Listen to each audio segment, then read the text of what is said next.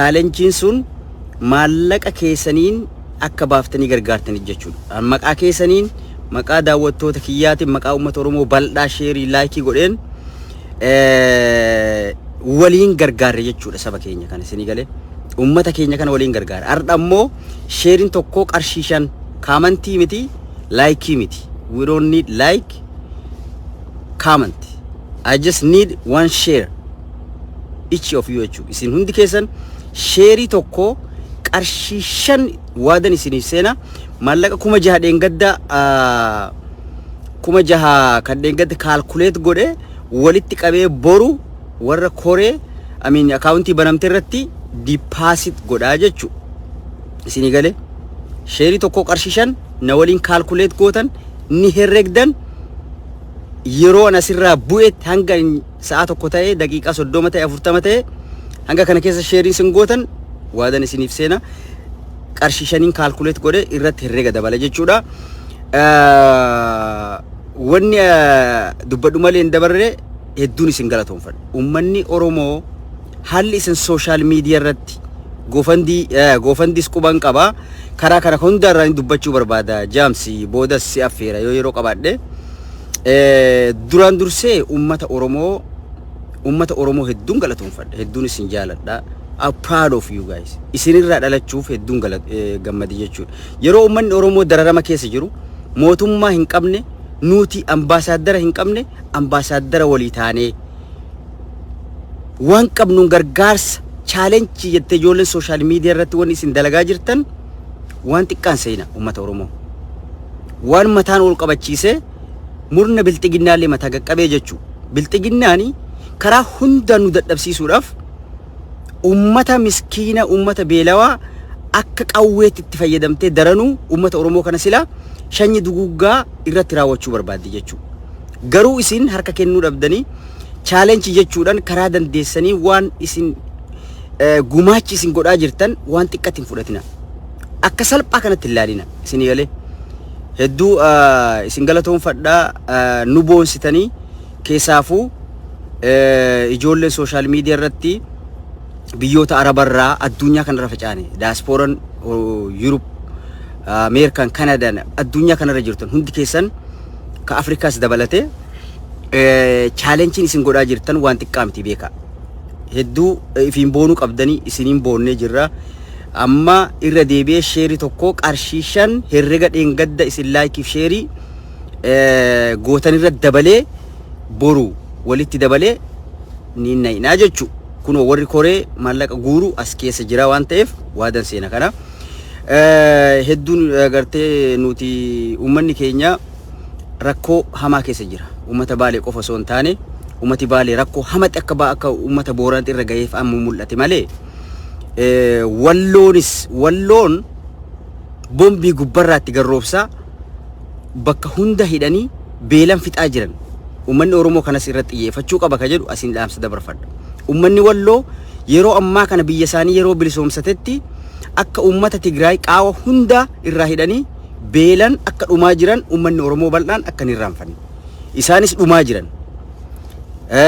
Arsii keessas beelatti jira. Oromiyaa guutuu jechuudha. Booranni akkuma beekamu silaa isinii galeemi. Baalee bara dhufaa darbaa biyyi isii quuftuu osoo taatu irraa oomishtee osoo jiraachuu dandeessu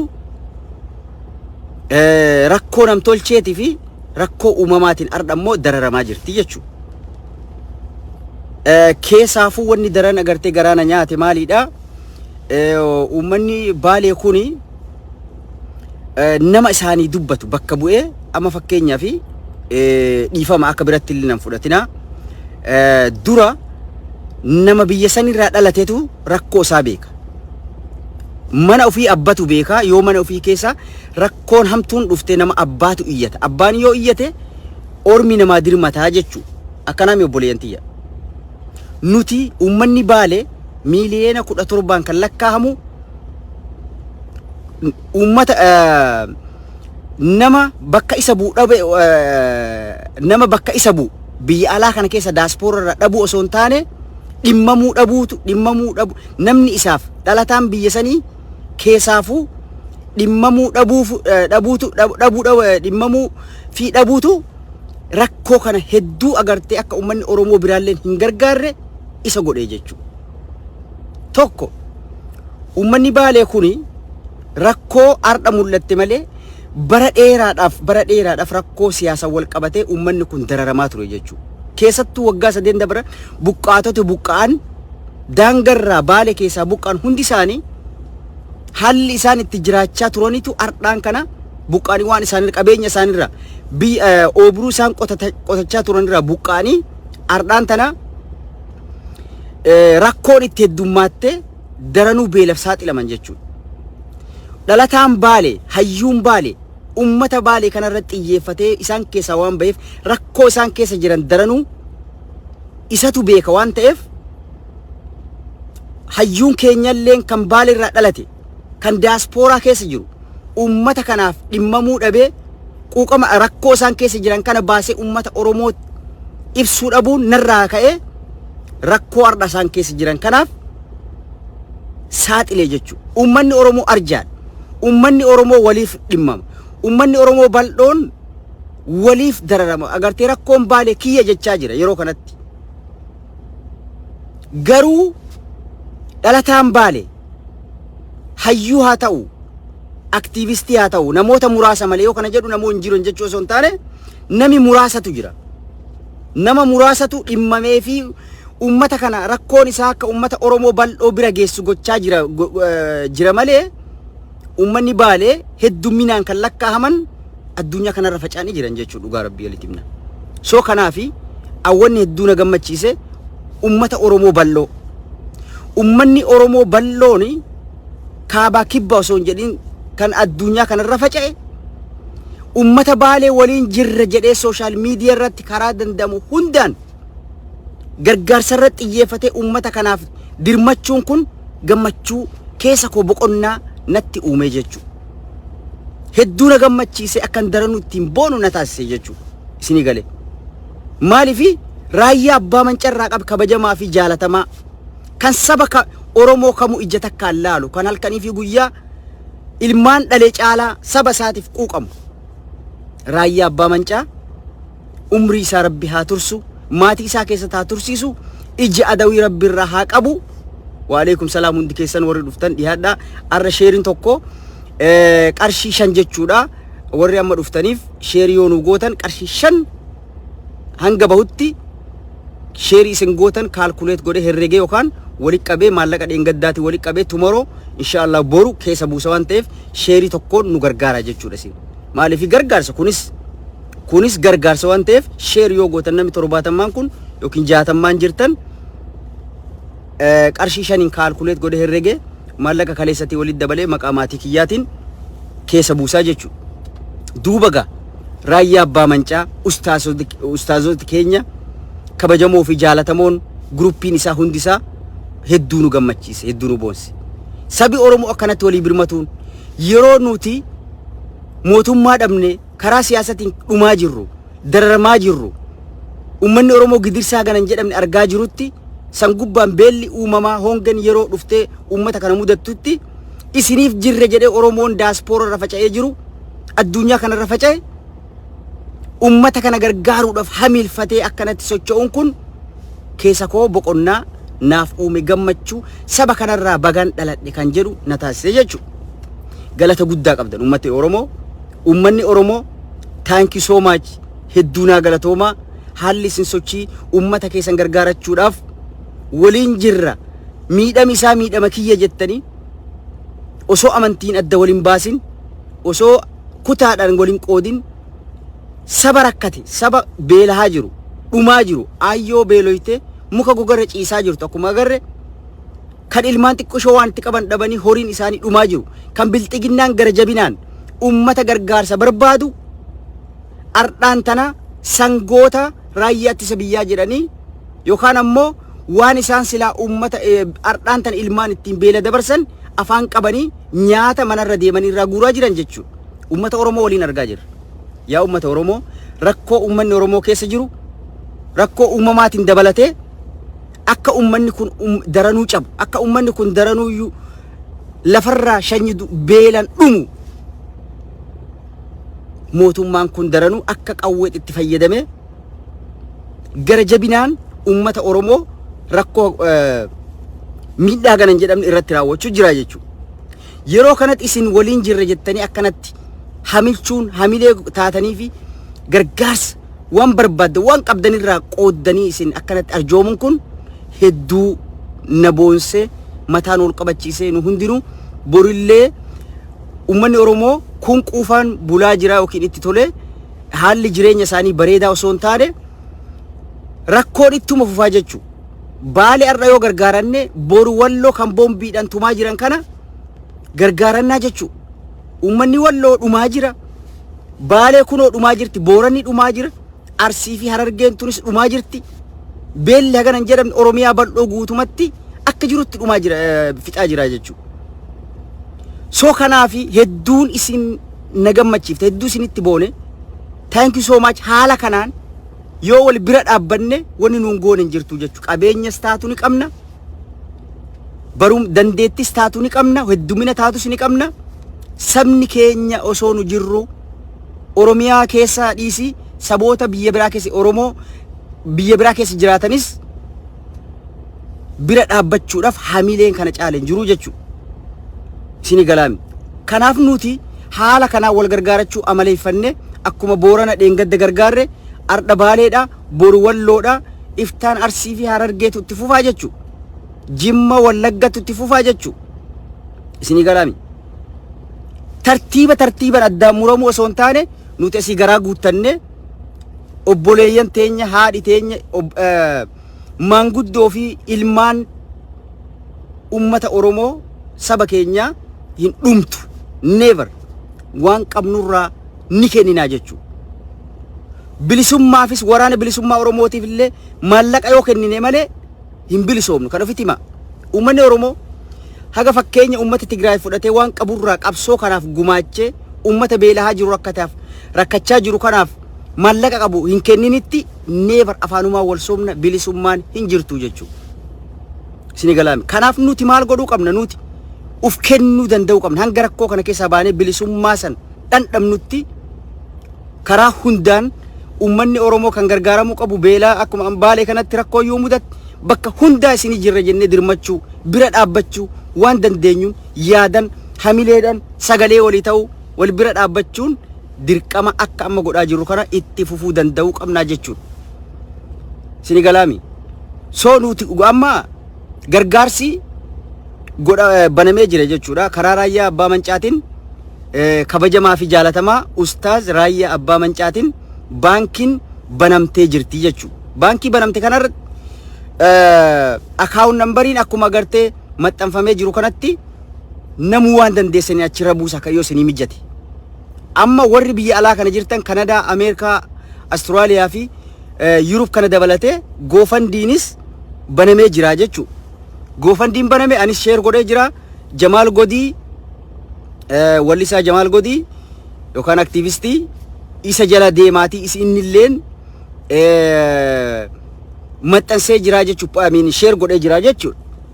So karaa goofandii kanalleen amanamaadha jechuudha. Qabatamaan maallaqni goofandii warri goofandii san hundeesse ijoollee sabaaf quuqamtu kan saba kanarraa shilingii takkan kunnee jechuu waan isin achirra buuftaniif ragaa qabatamaa waliin geessitee risiita nuu maxxansuu teessii jechuudha. Dhibba amanaa achirratti warri isinii mijatus kan biyyoota addunyaarra facaatan kan karaa goofandiitiin gargaaruu dandeessan haalli mijatee jira waan ta'eef achirratti illee dirqama keessan akkuma bahaa jirtan kana bahaa isiniin jenna jechuudha.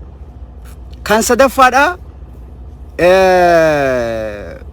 jaamsi garee san naatu qime garee Jamaal yoo keessa jiraatte garee ustaazota biraatiin raayyaa faacinatti hundeessite maallaqa guddaa walitti qabaa jirtu. Ijoolleen sunis ijoolleen ustaazota sunis hedduu maallaqa karaa saniis walitti qabamaa jira. Maallaqni sunis kasin achi keessa buustan qabatamaan saba keessan bira kasin quuqamtanii fi arjoomtan dhibbatti bira isinii dhaqaa jechuudha. Kana booda wanni walitti nu jala murre kana booda warri maallaqa walitti qabu namoota amanamoo qofa ta'uu qaba jechuudha. Namoota amanamoo mootummaadhaan walitti hidhatan qabne kan siyaasaa walitti hidhatan qabne kan saba kana akkuma uummata Oromoo irraa maallaqni dhufeen daarektii fidee fuudhee bira geessuu jechuudha. Shee Muhammad Amin fi Shee Ibsaa fa'a akkas galatoom Muktaar keenya galatoom yaa garee sunis garee amanamoodhaa jechuudha. Ijoolleen sun publikii akkasi baatee beekamuu baattus namoonni beekan kan irra tarjoomaa jiranis hedduudha. Garee ciccimtuudha quuqamtoota sabaati jechuudha. Kan amaanaa isin itti kennitan isinirraa nyaattu miti jechuudha. Kan dhibbatti akkuma raayyaa abbaa mancaafaa kabajamaa fi jaalatamaa amantanii maallaqa kumaatamaan itti arjoomaa turtan dheengaddas ammas itti naqaa jirtan. Gareen kunis gareen sadeen kun namoota biraa kan maallaqa guuran jedhan kan agartee verify yookiin ammoo garee kanaan beekamtii argatee uummata Oromoo himamee uummati Oromoo achirratti illee buusuu qaba jedhamee labsame yoon ta'in bakka biratti maallaqa keessan akka hin buufne bakkiti isin itti buuftan garee sadeen kana Shee Muhammad Amin faa fi Shee Ibsaa faa achirratti naquu dandeessan baankiin banamee jira isinii post godha. Shee ustaaza keenya kabajamaa fi jaalatamaa raayyaa abbaa mancaa achirratti illee naquu dandeessan dhibbatti kun ni dhaqaa jechuudha. Isinillee sadaqaa ta'a hamilee uummata Oromoo ta'a. Uummanni uummata Oromoo kan agartee kutaalee adda addaa keessa beelaa jiruufis abdii ta'a jechuudha. Sabni keenya kan Boorana gargaare kan Baalee haala kanaan bira dhaabbate nus nu bira dhaabbata kan jedhu rakkoon isaanii rakkoo teenya jennee akkanuma takkamma gargaaraa jirru kanatti gargaaruun kun haala kanaan itti fufuu qabaa jechuudha. Kan hedduu na yaachisu akkuma irra deddeebi'ee tuquu yaalii godhetti Walloon rakkoo cimaa keessa jira jechuudha.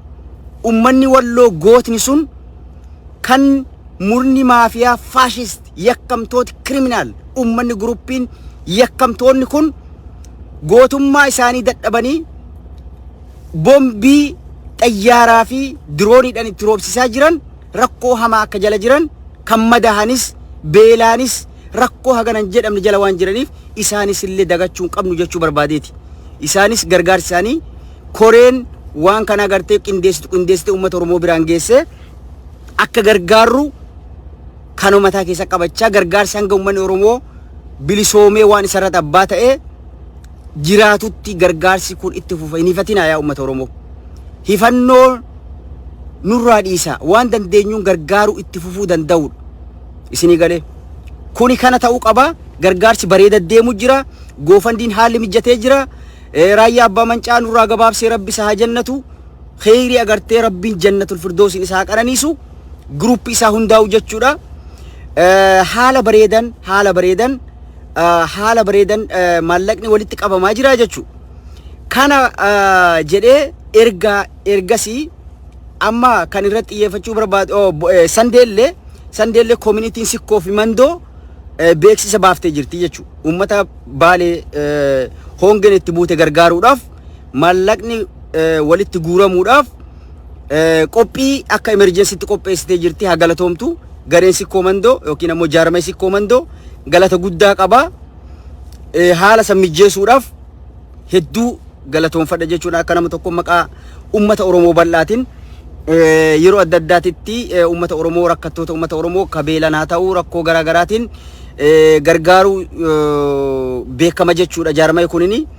Jaarmee kun haa galatoomu yeroo kanatti yeroo haala suukanneessaa keessa uummanni Baalee kun jirutti ka'anii waan akkana kana magaalaa lakkuu Minisooratti walgahii maallaqa walitti guuruudhaaf uummata kanaaf haala mijeessuu isaaniitiif koree waan kana qindeessite hedduun galatoomfachuu barbaada. Thank you so much. Galatooma galanni keessan bilisummaa ta'u rabbiin agartee khayrii isinii haa yaadu isiniin jedhe jechuudha.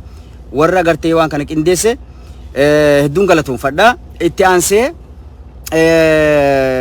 dhugaa rabbii yoo dubbadhee waan dhodhoosine dubbachuu qabna beeyta. Maal jennaani akkuma reefu tuquu yaalii godhee asumaan sheeriin warra amma dhuftaniif sheerii tokko qarshiishan jedhee jira. Ammas sheeriin tokko qarshiishan maal jennaani ni gargaarannaa jechuudha.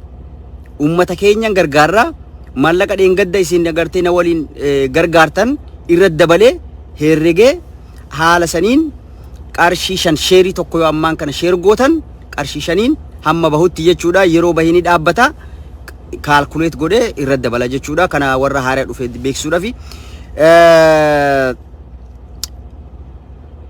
gala okay kaya arsi Calgary tumsa kana labse waamicha okay hawaasni Canada magaalaa kaya arsi Calgarytti okay Calgarytti tumsa kana labse okay Muktaro waan bareedaadha jaarmay agartee community gara afooshan gara afooshan dubartoota afooshan agartee jirtan addunyaarra jirtan hundi keessan ummata kana bira dhaabbattan galata guddaa qabdan hedduun agartee isin galatoonfannaa dirqama oromummaati jechuu ummanni nuti hundi keenya ambaasaadara ummata oromooti jechuu ummata oromoo miliyoona 60 kan mootummaan qabne kan dhumaa jiru karaa agartee mootummaatiin fixaa jiran kaan ammoo beela nam tolcheetii fi beelli uumamaa fixaa jiru kanaaf nuti tokkoon keenya ambaasaadara ta'uu qabnaa jechuudha isini galaami ambaasaadara ummata kanaa taane dubbachuu qabnaa jechuu isini galaami sheeriin tokko qarshishan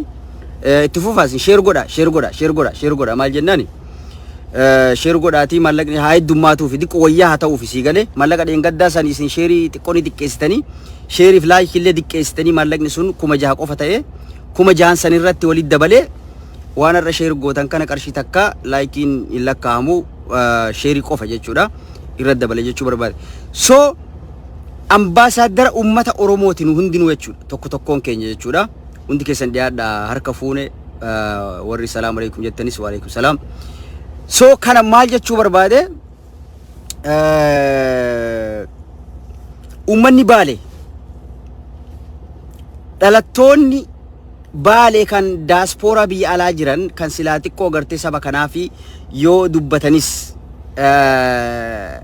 rakkoo isaan keessa jirtu rakkoo bakka dhalatan irraa bahan qajeelloo beekan isini galaami amma tun tan kijibin jettu maal jechuu barbaaddeeti maal jechuu amma siyaasa dubbachuu jiraan rakkoo ummataa dubbachuu jira in kijibini kuni biltiginnaa ta'uu mala biltiginnaan gaa namummatiin amantuu yaada mormutiin amantuu nama yaadan isii injifatee ajjeesuu hidhuu dhabamsiisu kanuma jechuu beekta namni yaada moohame haala kana jechuudha kana jechuun atteeshinatti kennuu osoo hin taane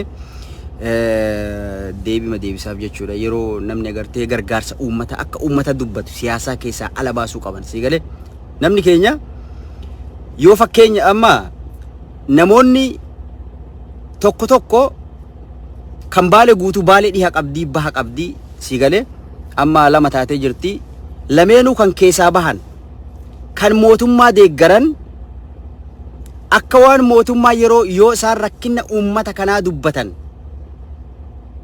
isaanirra dhiibbaa uumuu tokko saba keessaa bahan dhalatan rakkoo uummata kanaa asoo arganii ignore godhanii yookiin ammoo duydatti galanii cal jedhanii taa'aa jiranii jechuudha. Yeah, right. I don't pay attention, but you know, I have to respond sometimes. Beta, ummata stupid kana bete.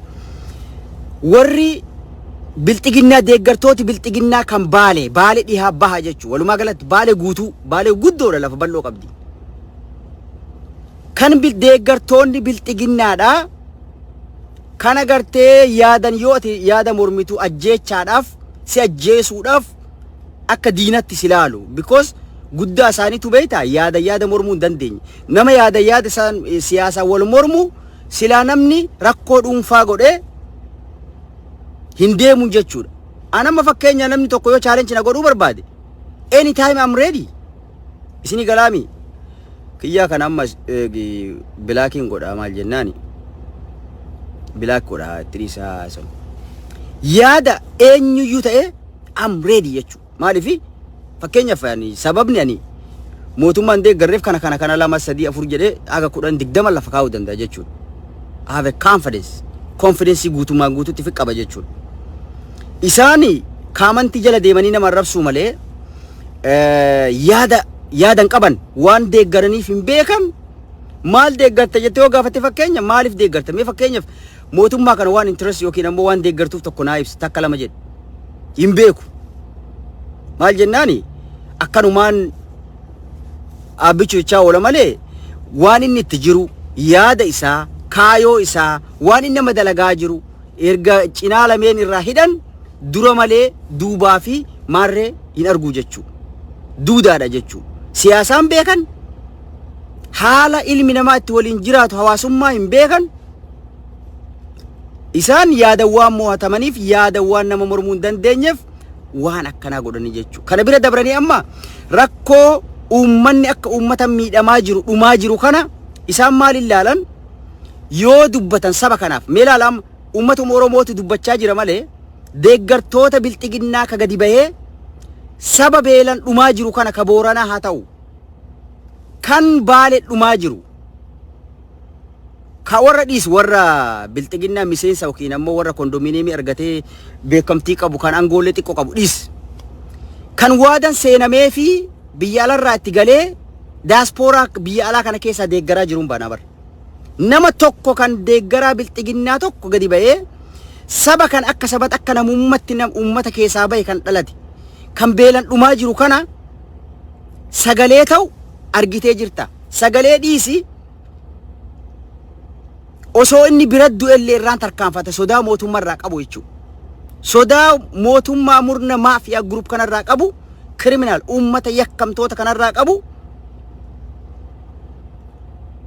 saba keessaa dhalate yoo reef kisaa arra beelana siddoo jedhanii reef kasaa arge irraan tarkaanfatee darba malee sagalee hin ta'uuf jedhu ummanni kun hagas takka namummaa hin qabne ilma namummaa hin qaban namummatti amanan ummata garaa isaanii guuttatee faayidaadhaa qofaadha waan deeggaruufu mootummaa kanaa hin beeku jechuudha murnuma maafiyaa group kana yakkamtoota kana waanuma deeggaraniifu hin beekanii jechuudha this is the truth jechuudha dhugaan jirtu kana jechuu kan lafa keenne dubbannaa jechuudha sigalee wannan jechuu barbaadu maalidha warri akkasii ideology akkasii qabdan abbuma fedhe haa ta'u isini galaami abbaa fedhe haa ta'u keessaafuu anamma dhalattoota Baalee fi dhiyaa fi baa kana irra dubbachuu jira agartee sagalee taatanii fi ta'uu baattanii wanni isin hir'isan tokkolleen hin jiru jechuudha uummanni Oromoo kaabaa fi kibba kutaa fi amantiin osoo waliin qoodin galatooma dhiyaadhu gargaaraa jira akka ajaa'ibatti gargaaraa jira kabaja nutti horee arda nuti akka horiin abbaa cimaa qabu hudduu ala kaayee hoolan agartee hudduu ala kaayee rafa jedhan san ardaan tana nuti ni boqonne keessa keenya jechuudha gammachuu uummanni Oromoo akkanatti saba kana kan keessaa bahe osoo sagalee hin ta'iniif uummanni Oromoo bal'aan gadi bahee sagalee ta'uuniif waan hedduu nu gammachiise jechuudha hedduu proud of them Oromoo tana agartee Oromoo tana beektaa Oromoon tun isinii galee jechuuni fakkeenyaaf ibiddi ka irra bu'ee farastii irraa dhaamsuu qaba beektaa wannan jechuu barbaade namoonni siyaasaa kafeetu kee jiraadhu kaafaa deeggari uummata Oromoo akkuma keenya kana uummata Oromoo bal'aa ta'ii mootummaa deeggari mootummaa miti murna maafiyaa group fashisti kana agartee ummata yakkamtoota kana deeggari murna jechu arra beektaa Professor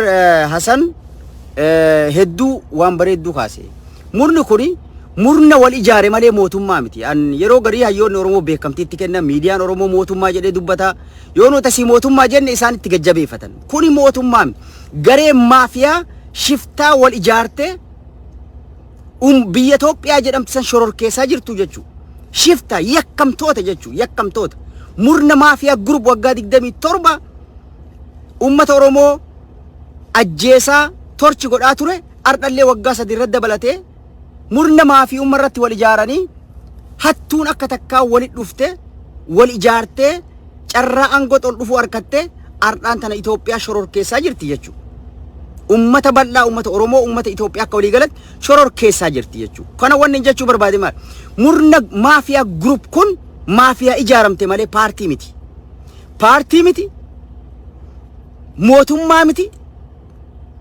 fashisti warra agartee gruppii criminal group jechuudha maafiyaa group warra kanatti wal ijaare jechuudha warra kana kardaan tana ummata Oromoo akka beelaaf saaxilamu beela nam tolcheetin ummata Oromoo kan fixaa jiru ummata kanaa jechuudha ardaan tana osoo ummanni Oromoo Baalee dhumaa jiru Walloon dhumaa jirtu Wallagga Booranni dhumaa jiru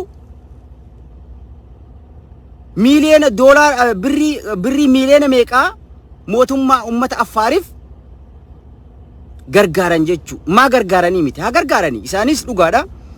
Lolatti keessa deemu jira uummanni kun, haa gargaaranii. Garuu ummati Booranaa yeroo agartee rakkate gaafa dheengadda beelan saaxilamee hagammaa beela keessa jira. Saaxilametti marga tiraaktara marga tiraaka 8 yookiin 12 itti erganii mootummaa naannoo Amaaraa ummata Amaaraaf miliyoona 20 erganii jechuu. Nuti maal nu ergan? Marga tiraaka 8 ummata Booranaatiif erganii ummata waan nyaatu hin qabne waan dhuguu hin qabne marga tiraaka 8 erganii ummata Oromoo Walloo osoo dhumaa jiranii ummata Amaaratiif miliyoona 20 erganii jechuu. Duuba obboleeyyantiyyaa warri kuni mootummaa jettanii afaan guuttattanii hayyoonni Oromootiif, aktivistoonni Oromootiif, joornaalist warri agartee miidiyaan Oromoo kun hundinuu mootummaa jettanii afaan guuttatanii mootummaan akkana godhe yoo jettan, mootummaan kun this is not mootummaa government, this is warra shororkeessitoota terrorist group jechuu, maafiyaa group yakkamtoota criminal jechuu. Qabxii kiyya deebi'ama. Duuba uummanni namoonni siyaasaadhaaf namummaa adda baasee hin beeynetu murna maafiyaa kana deeggaraa jechuu. Uummanni warri deeggartoonni murna maafiyaa kun ardhaan tana uummata Baalee rakkate kanaaf dubbachuudhaaf ufitti qaanfatanii ufi saalfatan, mootummaa sodaatan jechuu. Saba keessaa bahaniif dubbachuudhaaf, sabni kiyya beela jechuudhaaf mootummaa sodaa qaban irraa kan ka'e saba kanaaf dubbachuurra ignoor godhanii cal jedhanii duudatti galan jechuudha. Barkan beelaa jiru bakka isaan itti dhalatan kan dhumaa jiru, kan beelan dhumaa jiru, kan horiin irraa dhumaa jiru, kan akka namummattu sabi biraatuu silaa birmachuu fi qabu gara jabina isaanii ilaala. Gara jabina uummanni kun deeggartoonni bilxiginnaa kun qaban namummaa hin qabanii bar. Ilma namummaa hin qaban yoo nu jennu badhaadha seetanii bar. Ummata ilma namummaa hin qabne, ummata agartee yakkamtoota akka isaanii qalbii fi ideoloojii fi wanni martinuu yakkamtoota akka isaan deeggaraniiti jechuudha. Garaagarummaa takka hin qaban jechuudha. Warri aangoo qabu ka ummata Oromoo fixaa jiruu fi warri isaan deeggaranis hundi isaanii waanuma akka tokkooti jechuudha. Laga tokkorraa akka waan waraabanii jechuudha. Bishaanuma tokko jechuudha. That's it. Asoo silaa aqlii qabaatanii barga amma warra biyya jiru dhiisu, warri biyya jiru baaksii kee jira, sammuun isaanii xiinxalanii hin yaadan jechuudha. Warri daaspooraa keessa jiru deeggartoonni bilxiginnaa murna maafiyaa group kun yakkamtoota kanaa haalli addunyaan kun itti jiraatulleen akkamitti galuufi dhabe. Fakkeenya ka Ameerikaa jiran haalli ummati itti waliin jiraatu, Ameerikaan ummata si itti bulchitu, haalli ilmi namummaa, vaaliyuun ilma namummaa maal akka taate akkamitti barachuu dadhaban waggaa meeqas kee jiraatanii. Kan Kanadaa jirullee oofi, kan Austraaliyaa jiru, kan addunyaarra faca'ee jiru, vaaliyuu ilma namaa siyaasaadhaaf namummaa hawaasummaa uummata ma addan baaf. Yeroo uummanni rakkatu maa gadi baatee saba keetiif sagalee hin taane maaliif hin gargaarre? Yeroo uummanni kan kee du'aa jiru ummata kan kee sababa mootummaa sodaattuuf murna maafiyaa mootummaa boo afaan na barate murna maafiyaa group fascistii kan ummata agartee yakkamtoota criminal ummata groupii agartee hattoota wal ijaare kana sodaa isaaniitiif jecha ignore godhuu osoo hin taane ummata kan keetiif yoo dhabdes sagalee ta'uun maaliif si qaanfachiisa waa'ee? Duuba murna maafiyaa kana deeggartee yoo asoo inni katti fuuftaate saba kan bulchuu deemta. Moo duraanooti faayidaadhaaf kaarimeetira guurachuu, kaarimeetira 200 lafa argachuudhaaf yookaan agartee faayidaa adda addaati, faayidaa dhuunfaa keetiitiif jettee saba miliyoona lakkaa'amu kana rakkoo isaanii owwaaluudhaaf yaalii goota jechuudha. Never saba bal'a jira jechuudha. Ummata Oromoo miliyoona 60 jiraaf jechuudha.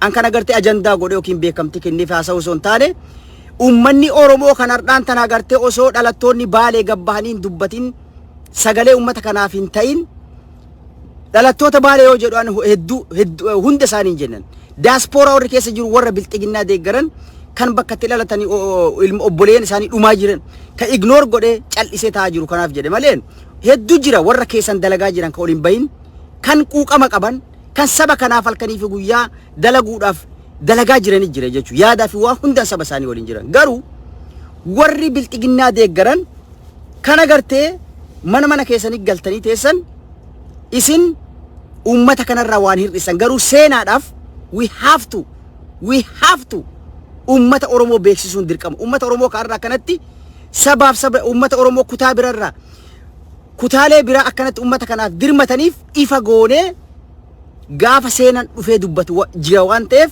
galmeessine tokkodhaan lafa keenya jechuudha walirraa lakka amma booda ummanni Oromoo irra walii darbuu dhiifama walii godhuu hin jiru jedhee bara hin jiru bas ummanni Oromoo hadhaa'ee jira jechuudha eenyutu anaaf diina eenyutu warra murna maafiyaa group fascistii kana gartee ummata yakkamtoota kana murna maafiyaa kana waliin narratti harka dhahee ajjeechaati itti gammadaa jira kan si ajjeeserra kan agartee baga ajjeesan jedhatu irra diinaa beeku ummata Oromoo kan si waraanee si ajjeeserra kan harka si dhahee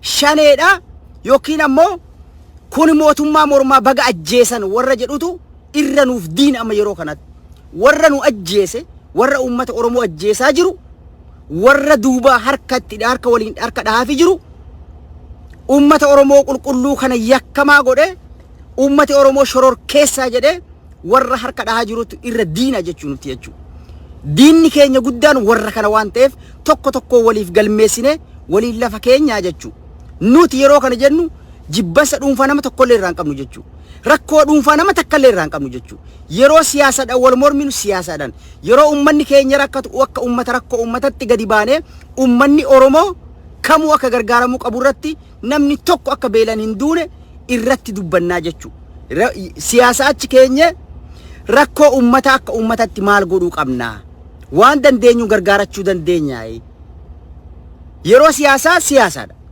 isin galaaman isin jedhu siyaasaadhaa fi hawaasummaa adda kaaya addaan baasaa baradha namoota mormitaniin kanallee rakkoo dhuunfaa gootanii hin deeminaani this is not personal wanni barga siyaasaadha bar siyaasa mormitee wal fixxee booda wal dhuftee hag wal godhuu qabda isini garaan wal yaada wal mormita malee wanni ati ajjeechaadhaaf jibbansa dhuunfatiif agartee wanni ati jirtu siyaasa dubban akka ummata Oromoo miliyoona 60 siyaasa ummata akkasi fakkaatetti yookiin akkana fakkaatetti dubbadha malee wanni yookiin ammoo personal ajjeechaaf yookiin diinummaa yookiin akka biraatiif wal barbaadaniif hin jirtu jechuudha kanaaf yeroo ummanni keessan paartii barbaadde deeggar bilxiginnaa maafiyaa group kanas deeggar garuu saba kankee saba keessaa baate gargaaruudhaaf wanni atina irraa sodaattu murna deeggartu san sodaattu hin jirtu jechuudha kanaaf adda baaftanii beekuu qabdan nuti har'aan tana kan galatooffannu akka dhalattoota Baaleetitti ummata Oromoo yeroo har'aan kana gargaaraa jiru ummata Oromoo bal'aa ummata Baalee cinaa dhaabbatee akkanatti akka ajaa'iba gargaaraa jiru kana galatoonfachaa ittiin boona warroota isaan keessaa bahee gargaarsi kunu isaan gubaa jiran kan namoota gargaarsa ummata Oromoo Baaleetiif dubbachaa jiran irratti olola oofaa jiran argaa jirra dhagahaa jirra seenaadhaaf lafa isinii kenna yoomillee inirraanfatamu kana booda namni saba Oromoo irratti yakka dalage karaa kamiinuu abadan walii irra dabruun hin jiru walitti himanii seenaadhaaf lafa kaaya maqaa nama sanii tarreessine keessa Oromiyaa keessaa ta'u as diaspora biyyoota addunyaa irra facaan haa ta'u waliif lafa kaaya walirraa herregachaa deemnaa jechuu kana booda never maaliif murna wal ijaaree ummata Oromoo fixaa jiruu fi warri harka dhahaa jiru kun kanaatu irra badaadha this is the worst ever ummata kun si galee ummata akkanaa kana adda baasnee ummanni Oromoo bal'aanis akka beeku barbaachisaadha jechuudha. Kanaaf namoonni gargaaruu qabdan gargaaruu ammas hin gargaarsa yookiin ammoo karaa gartee gargaaruudhaaf haali mijatisan keessa waan buusin kan waa buusuu barbaaddan karaa raayyaa abbaa mancaa jaalatamaa fi kabajamaa ustaaza keenya karaa garee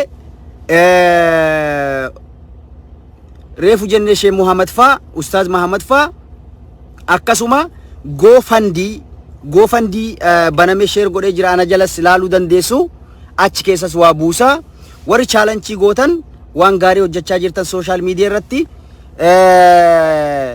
waan agartee wanni jettan walii qaqqabdan karuma isinii mijate keessa buusaa garuu ammatti bakkiti amanamoon mallaqni itti bu'aa jiru goofandii kanaa fi karaa raayyaa abbaa mancaa gara kaan ammoo warri minisooraa keessa jiraattan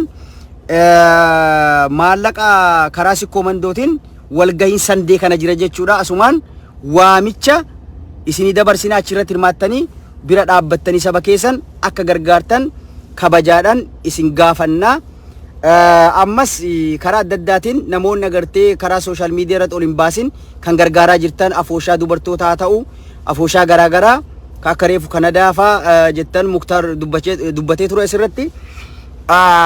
Kanarratti karaa kanaani gargaarsi itti hafuufuu akkuma reefu jedhee Wallaga keessatti uummanni dhumaa jira Harargee keessatti akkasii Arsii keessatti akkasii walloon daranuu diina funyaan diinaa jala jirtu ammas beelaa fi bombiidhaan dhumaa jirti jechuudha. Uummanni Oromoo kana dagachuun qabu jechuudha. Kana sii galee dagachuun qabdanii sheeriin qarshii 5 ammas hanga keessaa bahu jechuudha. Sheer yoo gootan qarshii 5 jechuudha. Sheeri tokko ammas kan herrega kaleessa irratti dheengadda gaafa isin laayikii gootanii chaalenjii san irratti dabalee ammas boru keessa buusaa jechuudha inshallah. Kanaa wal qabatee namoonni garaagaraa golgee adda addaa akka qopheessaa jirtan siyaaroo irraa quuqamtooti sabaa ijoolleen agartee saba kanaaf quuqamtan tokko inni jirtan jechuudha. Wanni godhaa jirtanillee gaariidha waan kanatti fufaa. Karaa dandame hunda wal bira jiraachuun barbaachisaadha. Yeroo ammaa kanatti uummanni Oromoo wal gargaaree jaaramee akka jaarmayaatti dura yootti kan qophoofne ta'e akka emerjensiitti yoo rakkoo nurra dhufte hedduu uummata sabna gartee dafnee rakkoo keessa baasuudhaaf xiqqoo nu xulfaata jechuudha. Osoo rakkoo nuti hin dhufnee jaaramuu danda'uu qabna. Osoo rakkoon uummata keenya irra hin geenye jaaramnee akkuma walitti dhiyaatanii namuu akka afoosha walitti qabamee maallaqa buusii waa lafa kaayyannee silaa hamma bilisoomnutti gargaarsi uummata kanaa nurraa citu waan ta'eef jaaramuu qabnaa jechuudha. Nama 10 haa ta'uu 5 haa ta'uu akaawuntii bannee walitti qabamnee maallaqni achi keessa buusu anything happen akka amma rakkoon uumame kanatti rakkoo yoo uumamte achi keessaa fuudhanii warra dabalanii hatattamaan akka uummata lubbuu baasan jechuudha. Kana godhuu qabna jechuudha. Kana godhuu qabna isin dirqami keessan sheer gootanii qarshii 5 bitadhame qarshii 5 bitadha akkam jettan sheerii tokko jechuudha. Kanarratti ibsa akka nuu baasuu fi ibsa dabalata akka nuu kennuuf Jamaal Godii affeere jechuudha. Artistii fi aktivistii Jamaal Godii yoo jiraatte naa ergitii achanammoo waan tokko kan si gaafadhu jira karaa amma gargaarsa kanaatiin because karaa goofandis isintu hundeesse waan ta'eef karaa mallaqni agartee walitti qabamaa jiru kanaan keessa daranuu quba qabda waan ta'eef yoo silaa dhuftee asirratti uummataa fi yookiin hordoftoota keenyaaf wanti gooti silaa hedduu bareedaadha. Mee jirta James Godii Jamaal okay I think injirtu siya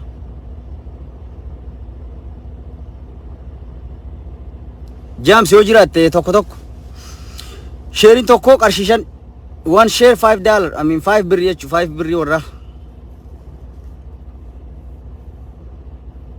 share godhame isin hanga Jamaal dhufu Jamaal yoo ka jiru taate yookaan namni yaada qabdan kanarratti nama tokkoniin affeera sanirratti arda gargaarsuma dubbanna waa'ee siyaasatiin siyaasaa adda baafnee beekuu qabna. Yeroo uummanni gargaaramuu qabu uummanni Oromoo akka uummatatti gargaaramuu qaba. Khalaas akka namummatti gargaaramuu qaba. Maaliif siyaasaadhaa fi uummata adda baasuu qabna. waan barbaade deeggar. Waan barbaade yoo deeggarte ummata ati namu akka namummattuu nama gargaaruun gahaadha. Namummaa namni sun nama ta'ee Oromoo qofa osoo hin taane nama rakkate kamuu akka namummattuu gargaaruun agartee hedduu murteessaadha. Akka murteessaadha. Sharing tokko waan share 5 birri 5 jechuudha. Irratti wanni jedha jechuudha. Kaameraan kee mul'atu masii kee baale. Kaameraan kee mul'atu Jamaal yoo jiraate sila akka inni ibsa kennu maaliif gargaarsa godhamaa jiru kana karaa goofandiitii fi akkasuma karaa adda addaatiin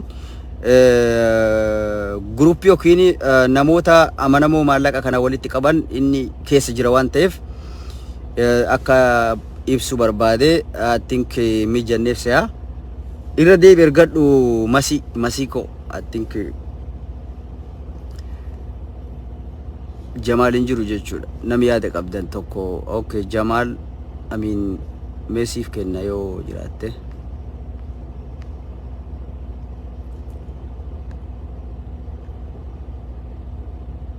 Alright.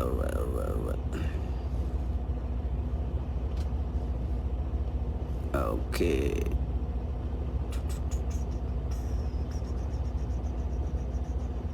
Eenyudha duuba gaa. Si ergee jira deero.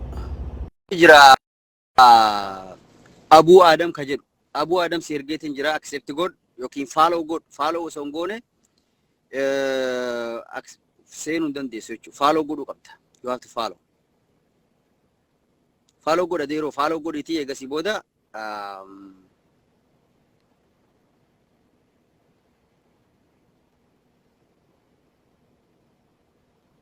okay, I invite you goda ati nammo follow godhu qabda. Follow yoo ngone seenuu hin dandeessu adeero. Decline gootee jirta in ergatiin amma booda. Si atiitu decline godhe jechuudha. So kanaaf ummanni keenya gargaarsi ummata Baalee qofa osoo hin taane gargaarsi ummati Oromoo akka ummatattuu hedduu rakkoo hamaa keessa jira jechuudha. Gargaaruu qabna jechuudha. Yaa ummata Oromoo gargaaruu qabna. Haalli amma ummanni Oromoo akka ummata Oromootti wal gargaaruudhaaf wal cinaa dhaabbachuu keessatti deemaa jiru hedduu nama boonsa. Karaa adda addaatiin karuma ta'eenuu karaa haali nama mijjata. Even bara obboleessuma keetu maatii keetu yoo gargaarte yeroo ummanni beelaa'ee rakkachaa jiru kanatti sunuu waan guddaadha sii galee. Akkuma ganda keetitti fakkeenyaaf dhalattooti Baalee qofa osoo hin taane Boorana haa ta'u, Baalee haa ta'u, Walloo haa ta'u akkuma ollaatittuu ganda keetii waan dandeessuun yoo gargaarte sunuu waan guddaadha jechuudha. Jamaal injiru jechuudha. Jamaal injiru nami yaada qabdan mee nami tokko yaa namoonni gariin follow hin gootan kaameraan keessanis hin mul'atu jechuudha beektaa. Mee bakka follow jettus tuqaa yoo dandeessan achi booda immoo isin erguu danda'a. Miidiyaatis kan kee mul'atu jechuudha deero hin mul'atu. Kaameraan qabdu follow godhu eegasii bahii deebii yoo yaada qabaatte sii galee. Soo godhuu qabna jechuudha. Wanni guddaani ummanni dura of ta'uu qabna sii galee. Dura maaliifi dura of ta'uu qabna beektaa. Of ta'uu jechuun kiyya isinii gala maaliifi of ta'uu jechuun nama gartee si ergee jira. Dura of ta'uu jechuun kiyya akka birattillee fudhatina maaliifi rakkoo ofii ibsachuu dandeenya. Ummata bal'aa arjaa kana qabna. Ummanni Oromoo miiliyoona meeqan lakkaa'amu kan daaspooraa addunyaarra faca'eef ka keessa jirus arjaadha. Ummata arjaa kana osoo qabnu rakkoo bakka dhaloota keenyarra geesse dhoorsinee taa'uuniin barbaachisaa miti. Yoo nuti baafnee ummata Oromooti manne ummanni Oromoo bal'aan akkanatti nu dirmataa jechuudha. Ardhaan kan ummatuma Oromootu dirmachaa jira malee kutaa biraa ummanni Oromoo Baalee akka Baaleetitti namoota muraasa qofa akka waan kanarratti dalagaa jiru sii galee. Asoo sila Oromoon bal'oon jiraattee akkanatti haala kanaan nu dirmachaan jiraatini ummata Baaleef dirmachaan jiraatini ummanni Baalee ardhaan tana rakkoo hamaaf saaxilamaa ture jechuudha. Rakkoo agartee hongeerraan daran gargaarsa yoo dhabe uummanni sun miidhamuu malaa jechuudha. Garuu galata rabbiitii fi galata uummata kabajamaa arjaa kanaatiin ardhaan tana uummanni Oromoo gargaarsa uummanni Baalee akka gargaarsa argatu akka agartee rakkoon isaanii uummata Oromoo hunda biratti dhagahamtee gargaaramtu taasisee jechuudha. Uummanni Oromoo galata guddaa qaba jechuudha. Galata guddaa qaba. Isin gargaarsa keessan akka itti fufu jechuudha. Miidiyooti jiran hundi isaanii haala bareedan dalagaa jiranii OMNs amma gabaasaa jira. Miidiyaan biraatis akkasuma aktivistoonni tokko tokko waan kana irratti gabbahanii dubbachuun dirqama jechuu si galee galatooma dhiyaadha. Sheer godha. Sheeriin tokko qarshii 5 bar 5 bir sheeriin tokko qarshii 5 waan ta'eef warri haaree amma seentan sheerii tokko godhaati qarshii 5 akka baasu na godha. Akkam jettan an dirqama numaan baasaa garuu atteeshinuma jechuu maaliifi injiraame wani chaalenjiin kun bareeda. Chaalenjiin amma deemaa jiru kun waan gaariidha. Maaliifi nama kakaasa hedduu. Wa alaikum salaam wa rahmatullahi wa barakatuh. Dhiyaadha hundi keessatti. Chaalenjiin amma deemaa jiru kun hedduu bareedaadha si galee. Nama kakaasa amma osoo chaalenjiin sun hin deemini social media kanarraa osoo calculate godhanii mallaqni xiqqaan hin seenne jechuudha. Maashaallah galata rabbi. Haa galatoomtu sabboontoti qaqqaaliin social media irraa chaalenjii kana dalagaa turtan haa galatoomanii hedduu galata guddaa qabanii kunuu waan tuffatamuu miti nama keessatti waa uuma jechuudha. Maaliifi chaalenjii jechuudhaan namni hundinuu gabbayee waan danda'uun maqaa chaalenjii jechuu saniin dirqama akka keessa buusu. Maaliifi waan tokko chaalenjii jettee paablikii yoo gabbaastu dirqama maallaqa sun bahuu qaba si galee. Soo kanaafi namoonni gariin osoo kennuu danda'u kawaa hifatu jira. Kanaafi chaalenjiin hedduu bareedaadha. Hedduu nama kakaasaa namoota agartee harka jabaatus gaa akka harka diriirsatu godhaa. Si galee chaalenjiin haalan bareedaadha. Chaalenjiin kun itti fufuu qaba. Oromoon biraatis yoo akkanuma agartee gargaaramuudhaaf duulli gargaarsaa yoo eegale haala kanaan arjoomuun itti fufuu qaba jechuudha. Galatooma isin agartee galata guddaa qabdanii warri social media irratti uummata Oromoo gargaaruudhaaf cichoominaan haala kanaanii sabboonummaa keessaniin haala kanaan agarsiisaa jirtan hundi ilmaan Oromoo galata guddaa qabdan jechuudha. Namoonni ammoo siyaasa wal qabsiiftanii uummata beelaa kana ukkaamsuu barbaaddan namoota maallaqa yookiin ammoo gargaarsa kana guuraa jiru yookiin arjoomaa jirus akka duula karaa adda addaatiin akka isin tuffii yookiin ammoo arraba adda addaatiin waan adda addaa irratti hojjechaa jirtanis argaa jirra. Wanni akkanaa nu keessa bahuu qabdi jechuudha. Namni namummaadhaan gargaaramuu qaba. Uummata Oromoo bal'aa dhiisiti. Namni kamuu kan rakkata gargaaruun dirqama keenya waan ta'eef dirqama namummaati waan ta'eef keessattuu uummata Oromoo ta'e uummata Oromoo haala kana keessa jiru rakkina kana keessa jiru namni Oromoo ta'e tokko dhaaba feetu deeggarii murna maafiyaa kanas deeggarii cal'istee bira dabruun ignoor godhuun barbaachisaa ka jedhu asumaan dhaamsa dabarsaa.